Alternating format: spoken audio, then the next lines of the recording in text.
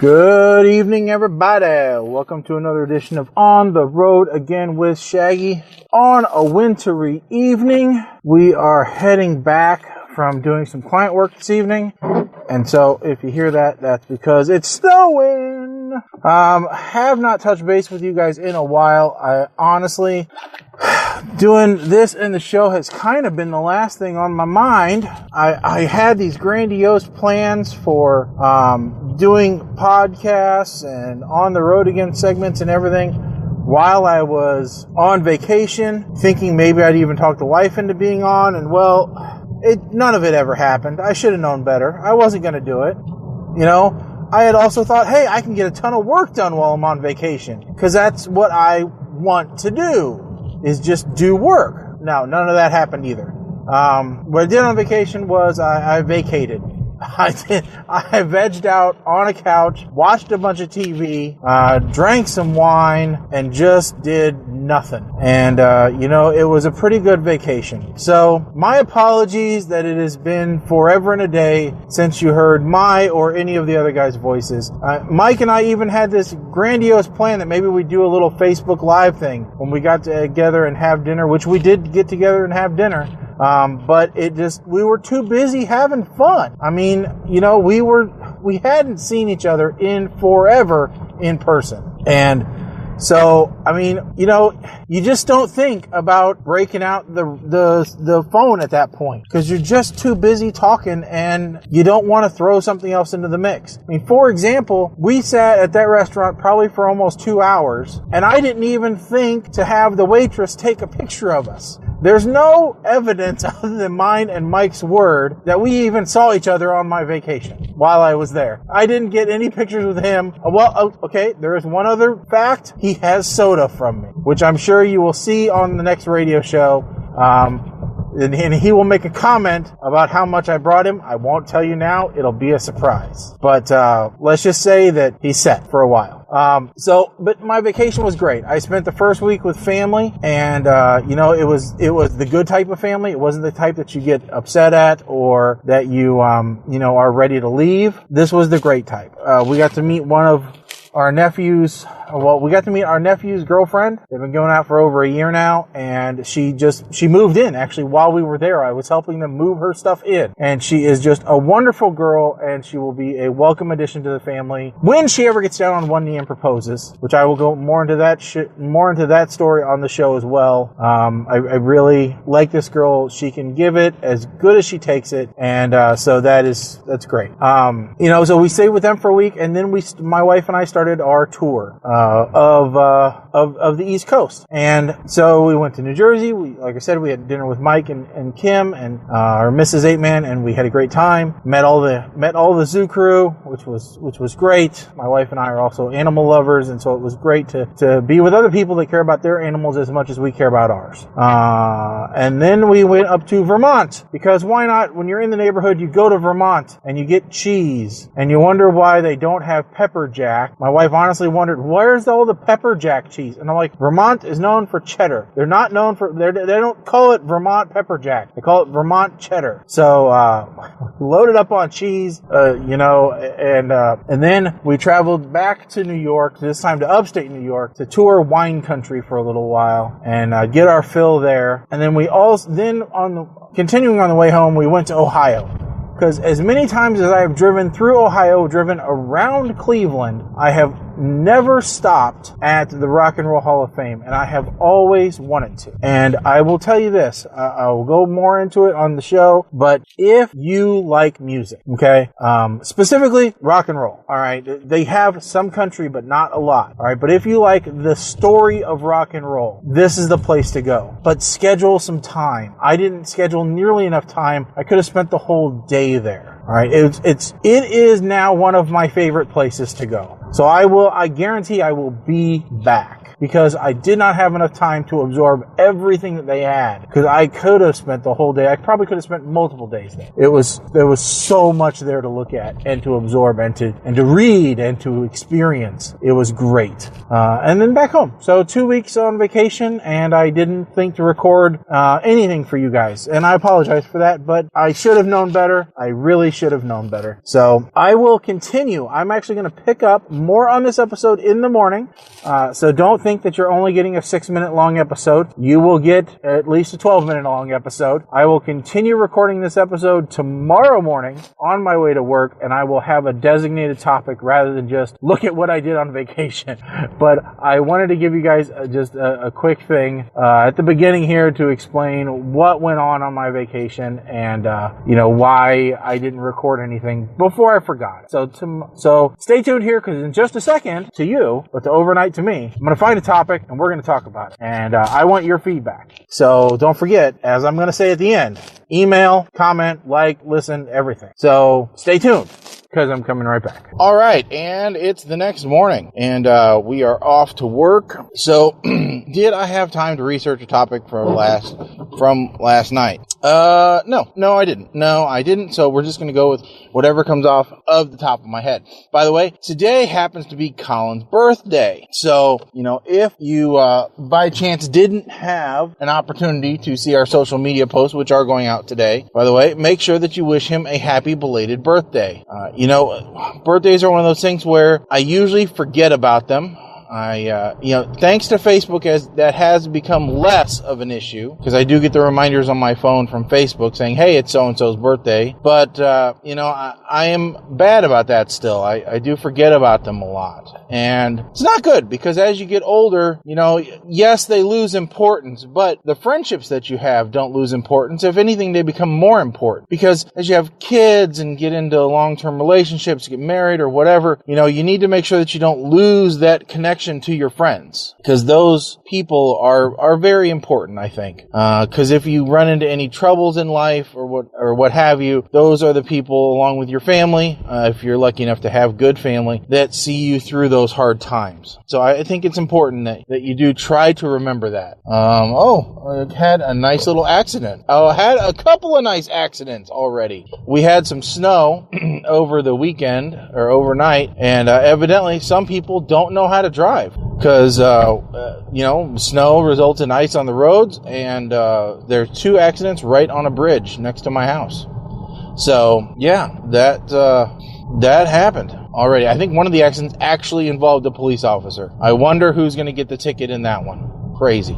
And that's one of those things. People either know how to drive in the wintertime weather, or they don't. There is no middle ground. It's either you're an idiot or you're somebody who, just slows down and takes it easy. Because that's all it really takes, is to just slow down a little bit. Don't be a moron, and just plan a few extra minutes. I mean, it's not that damn hard. I myself, especially since I switched to the car, try to plan a few extra minutes. In the Santa Fe, when I had all-wheel drive, maybe I didn't need as much extra time, but I still scheduled a little bit of extra time, and I like to think that I can feel when the road is letting go underneath me, and so that's when I really, let off the gas and just, wait until I start to feel grip again. But so many people just think that they can either rocket through it, or especially those idiots with 4-wheel drive that think, well, I have 4-wheel drive, so this shouldn't be a problem. I always got grip. Well, no, if all 4 wheels are on ice, you jackass, you still don't have grip. 4 wheels on rubber, or 4 wheels, rubber wheels on ice equals no grip. All right. That's just the way that it works. You have no traction. I don't care if your 4 wheels are all spinning. They're all spinning on ice. They've got no traction. So wintertime driving just drives me nuts sometimes. And I don't know. Are you a good wintertime driver? Are you not a good wintertime driver? You tell me. Which one are you? And don't say, well, I have 4-wheel drive, so I'm a great one, because you're not. I'm gonna go jump back on the vacation topic just for a second, because I don't know that I explained it a little bit. So my wife and I only go on vacation every couple of years, because that's about all I can afford really to go on a big vacation is what I'm talking about. Now we take little vacations on the off years, so we'll go visit a family member, or we'll just take a week off and stay at home, or whatever on those off years to save money, but still get away from work and do stuff around the house or whatever. But on the every other year where we make a trip of it, which is what we decided a while ago. We decided that we didn't need birthday presents. We didn't need anniversary gifts. We have enough crap in the house. All right. We didn't need more. So instead, we just save that money. We don't spend it, and we use that money for our trips. Granted, it's nowhere near what we actually spend on our trips, but it's the thought that counts, right? So every other year, I have finally convinced her that we're going to go on at least a 10-day trip. This time it was closer to 2 weeks. And, we're going to go somewhere. We'll visit family for a little bit. At least that's the way it's been, is we visit family for like a week, and then we have a week on our own. Now, the very first time we did this, we went to Disney. So, in fact, that trip was just pure Disney, because I sprang it on her. That was kind of her birthday present, and that was the first time she went anywhere for a week. Then the next year, we decided that we liked that, so we went to my sister-in-law's place in North Carolina for like 10 days, and that was just that. And I wasn't crazy about that because we didn't have any time to ourselves. So that evolved then into a week with family, a week on our own. Or actually, I think it was like 7 and 5. So we went to North Carolina, and then we went to Tennessee, and we just based out of Gatlinburg, Tennessee. Now, that was fun, and that was great, and we had a lot of opportunities to visit all the little towns, because you've got Pigeon Forge, Gatlinburg, Sevierville. You've got all these different places that you can kind of go to once you're base camped out of one area. And then you actually start to get used to, after like day 3, the roads. So it becomes a little bit easier. But you don't see a lot of the country when you're doing that if you're only doing it every other year. So this year we tried something a little bit different. And as I explained, we went and saw family for a week, and then we just worked the coast. She wanted to really hit Vermont, so we worked our way up to Vermont from Maryland, and then we worked our way back home, stopping at most for 2 days in any one place, which that was kind of interesting. I mean, you didn't really get bored any place, and there was a lot of driving involved, but I think I like that because we got to see more places. So we're already talking about our next trip, and that maybe we're going to actually stay. When we do it again, we're probably going to end up going to the same in-laws again. But what we might do is might spend like half the time there and then half the time at my aunt's house in Maine, or come up with some derivation of it, and we'll work this time when we work from Maryland to Maine, we'll travel closer to the coast so that we can hit things like, the Chesapeake Bay and things that are really close to the coast. We'll basically drive the coast roads so that we can see the East Coast line. So, that's our thought for the next trip maybe. And then when we come back, we'll still stop in upstate New York, just because it's on the way pretty much, and it's a great opportunity to stock up on wine, because otherwise you got to pay shipping for it, and it just gets ridiculous.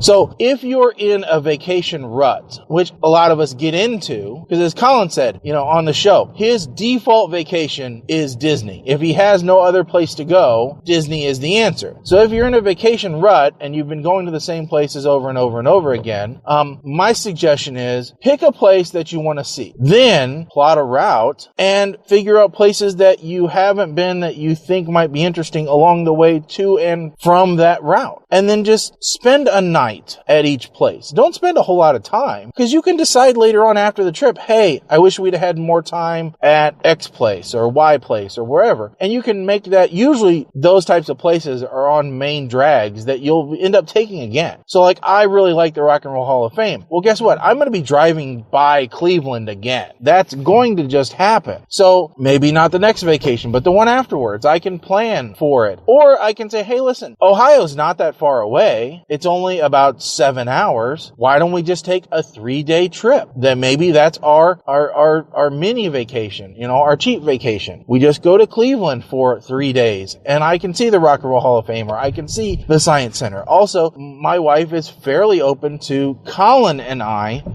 taking, little trips, I think. Because there's things that she knows I'm interested in seeing that she just isn't interested in seeing. And luckily, she's a wonderful enough person to let me go do that stuff. She doesn't want me to do it by myself, but she knows that if it's something that Colin might be interested in, then I can drag him along with me, and then I won't be alone and all the other stuff that honestly can happen to a single guy when he's alone. So don't, you can keep yourself out of trouble. So anyway, that's kind of my thought is if you are on a vacation rent, try it out. See how it works. You never know. You may be surprised. It may work for you. It may not work for you, but it's something just to give a little bit of spice to your vacations, because so many times, we get stuck in these ruts. I know my parents, gotta love them. I know they were trying to satisfy family, but all of our vacations were to families. We traded off Thanksgiving and Christmas. Every year, a different family got a holiday. So one year we would be at my grandparents here in town for Christmas, and we would travel for Thanksgiving. And then the next year it would flip. And I know they were trying to make sure that one, they got to see their parents during a holiday, and we got to see our grandparents during a holiday. But it also meant that really we didn't have a lot of money growing up.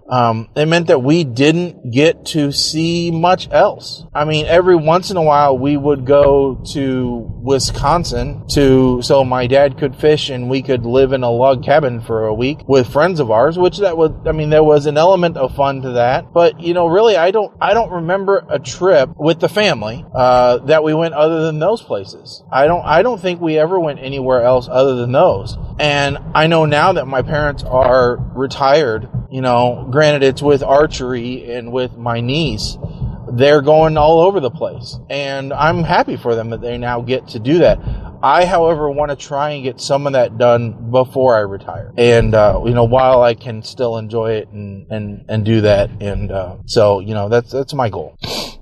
Speaking of goals and trips and memories and making them and everything, I read a study, and I'll have to find it and maybe I can link it. If not, I'll talk about it on the show maybe. But, there's this condition, and I think I might have it, where, you can't form memories about events. So, you can't remember things that you experience. You can remember going to a birthday party or going to a place, but you can't remember the place, or, you can't recall specifics. You can recall generalities, but you can't recall certain details. So like, for example, I can't recall, Christmases. All right. I can't recall specifics at all about Christmases or any event that most people would be able to say, oh, on this Christmas back in 92, I got this present. I can't do that. I do not have those memories. They're not locked in. I couldn't tell you when I got my first bicycle, which most people would be able to recall without any problem. Oh, it was such and such a year, or it was when I turned this year old. No, I can't do that. My mind doesn't work that way. I can't store those facts. But what's weird is the facts that I can store. So what I found is, I'm very autonomic. So if I am listening to something,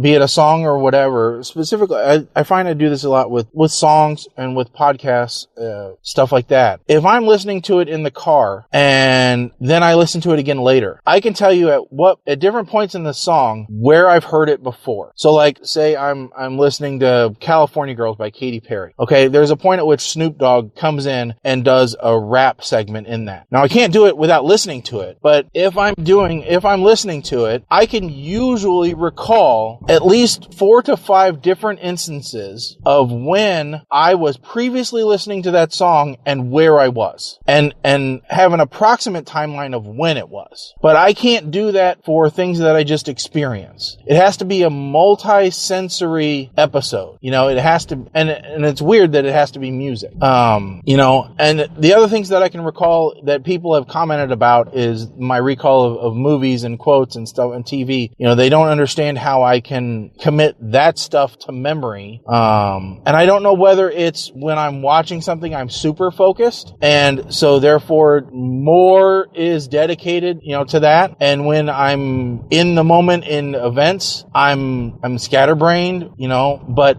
I mean, like I said, I just can't do it. And I don't know, are you guys like that? Is anybody else out there like that, where, you're amazed at people who can recall those events? I couldn't tell you a single thing that happened when I was at school, at any grade. Nothing. I don't have a concept of what happened in school. None. They all blend together. There's no delineation from grade to grade, from year to year. Nothing. I mean, and most of it is just a blur. I mean, I don't recall any of the events. It's like they occurred occur and then they're instantly deleted. It's like there's just not enough room. So, I mean, and I feel bad because it's like I don't remember these things, and I know that I experienced them. It really does make me feel bad because, and when other people can recall this stuff, and I'm like, I have to fake it and go, yeah, that happened to me. And I'm like, I have no recall whatsoever of that happening to me, and I wish I did. You know, the things that I do recall when they happened are extremely embarrassing moments. And they're very few, but they're horrifically emotional and scarring moments. You know, even my proud moments, I don't remember necessarily. You know, I don't remember the details of them. Some of the most proud moments I don't remember. And so that's one of the things that scares me about getting older is I know your memory goes as you get older. Well, if my memory's already gone and I don't know these things, I can't recall these things, what's going to go away when I get older? How bad is it going to get? Who am I going to forget? You know, what am I going to forget? Am I going to forget who I am? Am I going to forget who the people that are most close to me are? You know, that's one of the things that scares me is if my mind's already this bad, when I get to be 80 or 90, am I going to be able to tell you the name of Ross's monkey, but I won't recognize my own kid? You know? It's a terrifying thought. So I'm curious if anybody else out there is like that, where they have this problem. Because like I said, I believe I read an article where I don't think I'm on my own. I think there are other people like me that have this problem. And it would be nice to have some confirmation of that. So anyway, you've been listening to On the Road Again with Shaggy. This has been a two-parter episode. So thank you for listening to what has become almost a 20-minute episode by this point. And I thank you for bearing with us on having a bit of a content gap here during December, or late November, December. It wasn't our intention, but sometimes holidays get in the way. And we will be back here. We're going to be back on Monday, and we're looking forward to talking to all of you. So please keep us in your thoughts. And again, if you haven't already, wish Colin a very happy but belated happy birthday. Thank you. Also, don't forget, if you have content ideas for what should be discussed on the road again, send it to ontheroadagain@ptrradio.com. Those suggestions will come to me. And then don't forget to like, share, comment, and our death pool is now open. So please go to ptrradio.com and put in your suggestions for the top 5 people that you think are going to kick the bucket in 2019, and then get your friends to do it and get yourself some bonus points. What everybody needs in life is bonus points. Thanks, and I'll see you the next time I'm on the road.